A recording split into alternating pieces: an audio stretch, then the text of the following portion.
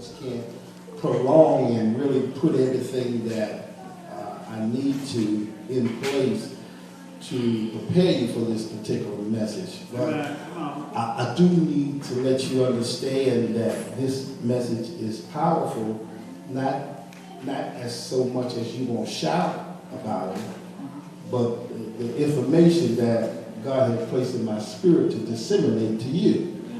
Because there's no question people will get under your skin. Preach. And if I put it another way, they get on your nerve. Somebody help me in this place.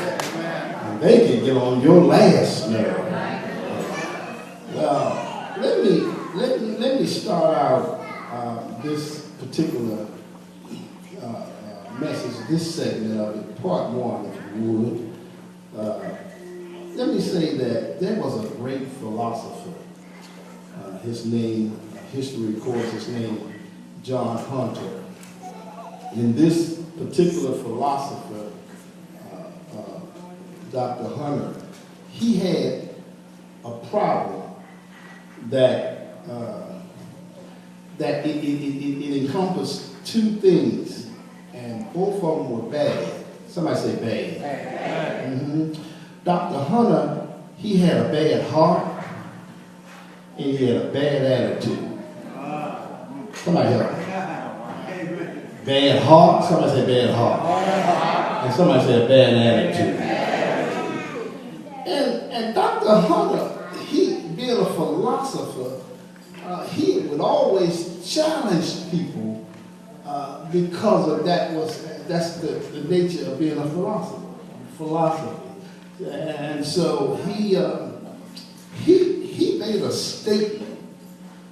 And he was so mad all over the door because people have been boxing in and they have strokes because they don't think that they're not supposed to get angry. But the Bible said be angry, but sin not. I know y'all know. I know y'all know the scripture. Y'all help me preach. We can get up out of here. Listen here. Here, let me give you a couple of positive anger. People that had positive anger. They tell me that Harriet Tubman had positive anger.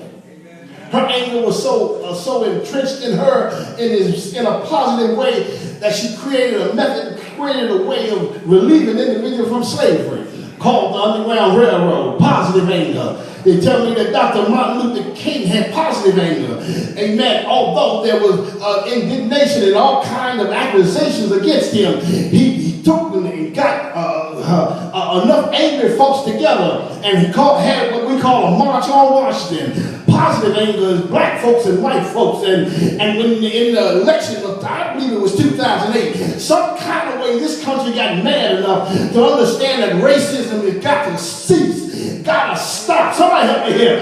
There was so much positive anger, they brought the voters together. They put the first black president of the United States in office. I wish I had somebody say something. While Moses and Joshua were on Mount Sinai, in our text we know that they were actually receiving the Ten Commandments. And when Moses was getting the Ten Commandments from God, God told Moses to go ahead and get off the mountain. Go on down, amen, to the people. And when God sent them down, sent Moses and Joshua down to the people, the text lets us know that Joshua recognized that there was a sound, amen, coming from the camp. And this particular sound, this particular sound that was coming from the camp, amen, Joshua picked it up, amen, and Joshua thought that they were either having victory from winning the battle of a war, or they were going through and things were happening, and they were singing, amen, a good sound, amen. But in reality, they were down there in the camp just making noise. I wish I had somebody. I'm going somewhere. It wasn't the sound of warfare, and it wasn't the sound of victory. But they were down there, and they were singing, and they were just singing and singing and singing, dancing, and they danced so much that they came out of their clothes. But when you look at this particular text, it began to let us to see how the children of Israel can forget about the God that delivers them. Lets me know sometimes in life we can forget about God. How can you forget about the God that opened up a Red Sea? How can you forget about a God that sent plagues down in Egypt? How do you forget that? Oh God. Well, these children of Israel, they forgot about this particular God, their deliverer. They forgot about the one that brought them out. And they began to start murmuring and complaining and began to say to Aaron that was still there, make us a God. That's what they said in essence. They ended up making a golden calf. But the golden calf was in symbolic of a God, a small G-O-D God. Oh, somebody help me here. And sometimes we can allow ourselves to get so caught up in our affairs of life that we forget about the big G-O-D and start worshiping the small G-O-D, small God. Yes, it is. It becomes your God. You may not be worship something. Hey, come on. B flat. I don't know what it is, but I can make a sound that's directed unto God. I'm talking about the true God. The children of Israel, they were making a sound.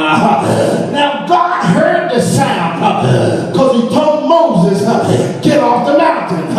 But the problem was the sound, it wasn't directed to God. It was directed to the golden calf. When you make a sound to God, God ought to know. God. Oh, God. Well, it tells us that, you know, sometimes we got to talk to our neighbor because our neighbor sometimes can stop us from praising God. Have you ever been in church and your neighbor stopped you from praising God? Your neighbor put up something on Facebook while you're in church. Oh, y'all say something to me. I'm preaching now. Oh, I'm going to walk this thing. I may have to preach the rest of it this evening. But they got their iPhone out like they on the Bible and stuff. They ain't not paying me a bit of attention. Somebody say something to me. But you want to get in with it. Because the Bible said that we need to make a joyful noise. Make a sound unto God. Oh, ye land. Oh, God. Hallelujah. Woo. Let me back up just 1 minute. Hey, because when you get to the place where you're ready to give God some glory, the enemy loves to get under your skin. And he don't use the devil to do it. He used your neighbor.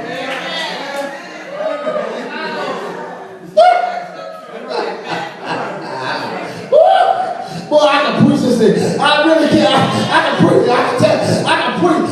How many times? Listen. Check this out. No, I'm gonna look at the wall. That way you know I ain't talking to you. But how many times have you been on a choir and you got off the choir because somebody in the choir got on your nerve? How many times have you come to church and said, I ain't gonna do that no more because so-and-so got on my nerve?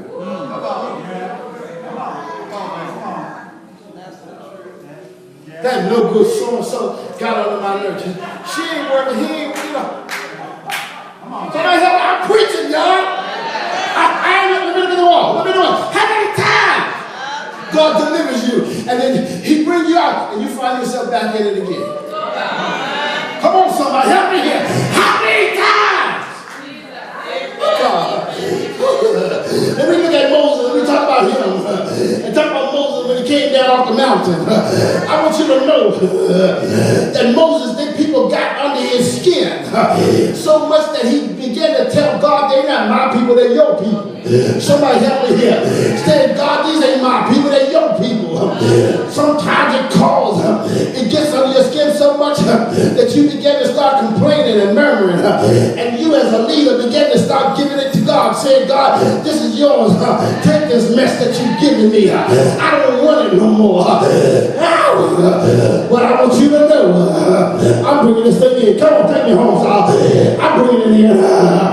Don't you? I want you to know this, that when Moses got down to the foot of the mountain, Moses recognized that they built that golden calf.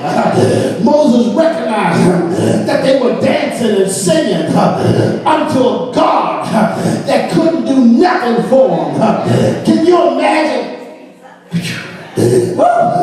Can you imagine? You ask God to bless you. I heard you.